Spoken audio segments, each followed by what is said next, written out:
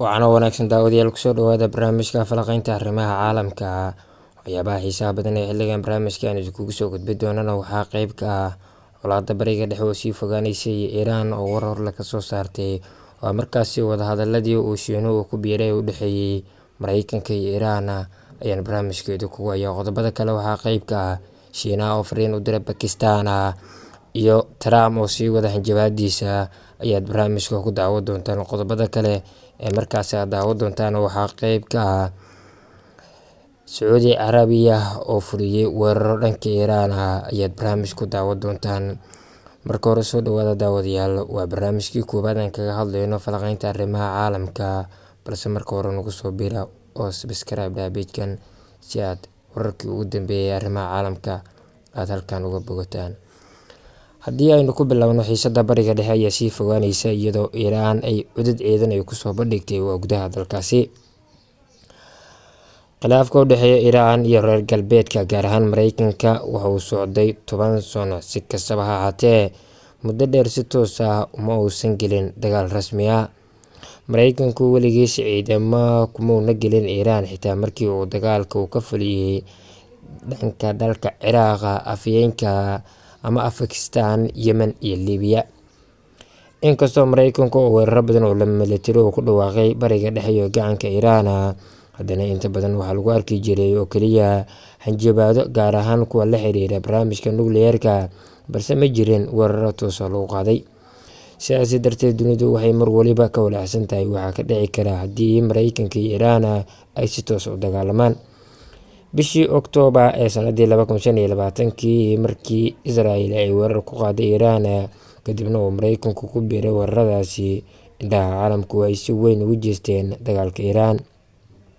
Inkastoo dagaalku socday 12 maalmood oo kaliya, Mareykanka iyo Israel ayaa si wadajir ah weerar kale waxay ugu qaadeen Iiraan wax ka yar hal sano gudaheed. Tan iyo markaasi, wax badan oo dhacay, dagaalkuna waxa uu saameyn weyn ku yeeshay dunida caalamka, waxaana sidoo kale dunida ku baray waxyaabo culus oo ku saabsan Iiraan, kuwaasi oo kala duwan wixii horey looga filayay. Israel iyo Mareykanka oo isgarabsanaya 26 bishii Diseembar waxay weerar ku qaadeen markaasi Iiraan, iyadoo lagu dilay hogaamiyihii ugu sarreeyay dalkaasi, Ayatollah Ali Khamenei. Dhinaca kale, haddii aynu eegno, Shiinaha ayaa fariin u diray Pakistan iyadoo Trump uu sii wada hanjabaadiisa. Dalka Shiinaha ayaa ugu baaqay Pakistan inay xoojiso wadahadallada dhexdhexaadinta ee markaasi ku dhex maraya Iiraan iyo Mareykanka si loo soo afjaro colaadda bariga dhexe. Baaqan ayaa ku soo aaday xilli uu Trump sii wada hanjabaad ku aadan inuu burburin doono Iiraan haddii heshiis ay la geli waayaan Shiinaha oo ka mid ah saaxiibada Iiraan ay ku leedahay dunida caalamka. Gabagabadii barnaamijka falanqaynta arrimaha caalamka ayaan daawadayaal isla soo gaarnay. Dhinaca kale, haddii aynu eegno, Sacuudi Carabiya ayaa weeraro ka fulisay gudaha dalka Iiraan.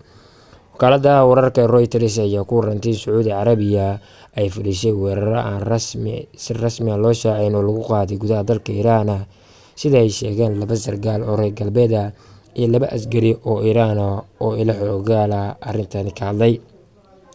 Warbixinta ayaa tilmaamtay in weeraradan aan horey loo tabin oo aan la arkin markii ugu horeysay Sacuudi Carabiya oo si toos ah u fulinayso weeraro militari oo gudaha dhulka, taasoo muujinaysa in Riyadh ay isa soo tarayso u adkeysanayso difaaceeda dhanka ah ee la tartamaysa gobolka.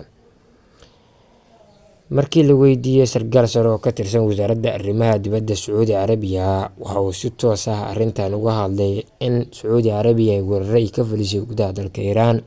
Sidoo kale, wasaaradda arrimaha dibadda Iiraan kama aysan jawaabin codsiga warbaahineed ee ku saabsan warbixinta la xiriirta in Sacuudi Carabiya ay weeraro ka fulisay gudaha dalka Iiraan. Guud ahaan, barnaamijkii falanqaynta arrimaha caalamka oo ahaa barnaamijkii koowaad ayaan daawadayaal intaa kusoo gabagabaynaynaa. Haddii aad halkan la soo gaartay, aad baad u mahadsantahay.